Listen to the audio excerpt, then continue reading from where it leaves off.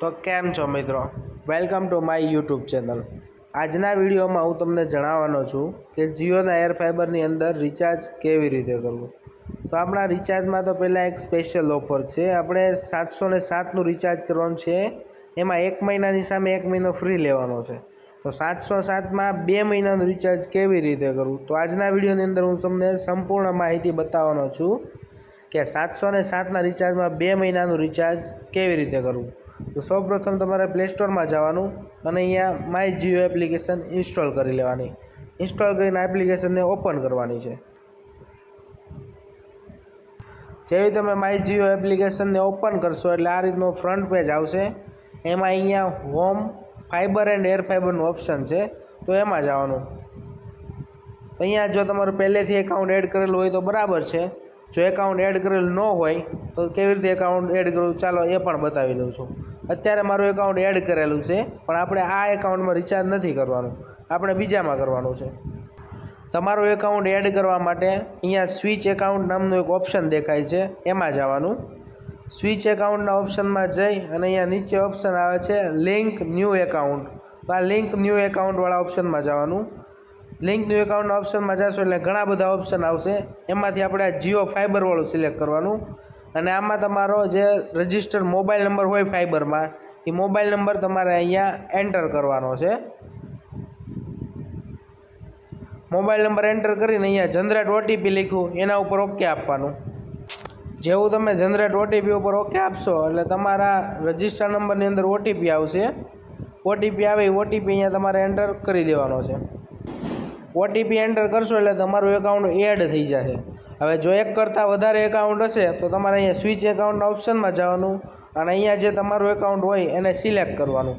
હવે તમને ખબર ન હોય કે તમારું એકાઉન્ટ કયું છે તો ચાલો બતાવો। એ ચેક કરવા માટે કોઈ પણ એક એકાઉન્ટ લેવાનું અને અહીંયા નીચે સ્ક્રોલ કરી આ રિચાર્જ હિસ્ટ્રીની અંદર જવાનું। રિચાર્જ હિસ્ટ્રીમાં જાશો એટલે અહીંયા જો તમને પહેલાં 807નું રિચાર્જ બતાવે પહેલું કે 707નું બતાવે તો તમારું એકાઉન્ટ પરફેક્ટ છે।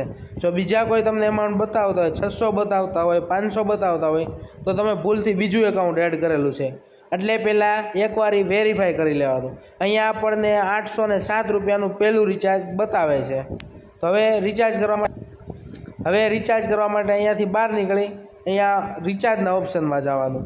રિચાર્જના ઓપ્શનમાં જાશો એટલે અહીંયા તમને પહેલો પ્લાન બતાવશે 599 પ્લસ જીએસટી। આ 1 મહિનાનો પ્લાન હોય, એમાં 30 MBPSની સ્પીડવાળો પ્લાન છે। હવે આમાં રિચાર્જના ઓપ્શનમાં જવાનું। રિચાર્જના ઓપ્શનમાં જાશો એટલે 707 રૂપિયાનું પેમેન્ટ કરવાનું આવશે। 707 રૂપિયાનું પેમેન્ટ આપણે ગૂગલ પેથી પેમેન્ટ કરવાનું છે। ગૂગલ પે, ફોનપે, કોઈ પણ યુપીઆઈ પેમેન્ટની માધ્યમથી તમે આ પેમેન્ટ કરી શકો છો। તો આપણે પેમેન્ટ કરી દઈએ છીએ।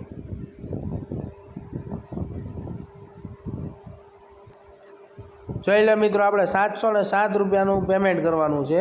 પેમેન્ટ સક્સેસફુલ થઈ જાય એટલે ઓટોમેટિક રીડાયરેક્ટ તમને જીઓની એપ્લિકેશનમાં લઈ જશે। તો મિત્રો આપણું પેમેન્ટ સક્સેસફુલી થઈ ગયું છે। જેવું તમે પેમેન્ટ કરો ને એટલે 15થી 20 મિનિટ સુધી વેઇટ કરવાનો। 15થી 20 મિનિટનો વેઇટ કરશો એટલે ઓટોમેટિક એપ્લિકેશનમાં અપડેટ આવી જશે।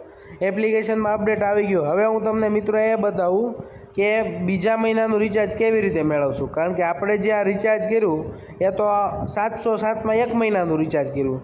તો બીજા મહિનાનું રિચાર્જ મેળવવા માટે તમારે અહીંયા વ્યૂ પ્લાન લખ્યો છે એની અંદર જવાનું છે। વ્યૂ પ્લાનમાં જાશો એટલે અહીંયા તમને દેખાડે છે કરંટ આપણું આ 16 એપ્રિલે એક્સપાયર થાય છે। એની બાજુમાં અહીંયા 1 અપકમિંગ લખેલું છે। 1 અપકમિંગમાં જો અહીંયા મિત્રો લખ્યું છે એર ફાઇબર 599 30 દિવસ ફ્રી। તો આ મિત્રો આ રીતે તમને 707માં 2 મહિનાનું રિચાર્જ મળશે। આને તમારે અત્યારે એક્ટિવેટ કરવાનો નથી, જ્યારે આ રિચાર્જ પૂરું થાય ત્યારે આ પ્લાન ઓટોમેટિક એક્ટિવેટ થઈ જશે। એટલે કોઈ ટેન્શન ના લેતા, તમે 707માં 2 મહિનાનું રિચાર્જ મળશે અને સાથે તમને એક 150 રૂપિયાનું કેશબેક કૂપન એ બતાવશે।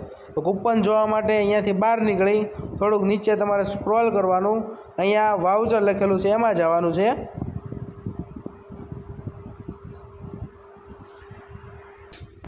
આ વાઉચરવાળા ઓપ્શનમાં તમે જાશો, અહીંયા જો મિત્રો દેખાય છે 150 રૂપિયાના આપણને 5 કૂપન મળે છે, જે તમે દર મહિને એક કૂપનનો યુઝ કરી શકો છો। તો આવા જ અવનવા વિડીયો જોવા માટે અમારી યુટ્યુબ ચેનલને સબસ્ક્રાઈબ કરો અને તમારા તમામ મિત્રો સુધી શેર કરો. Thank you.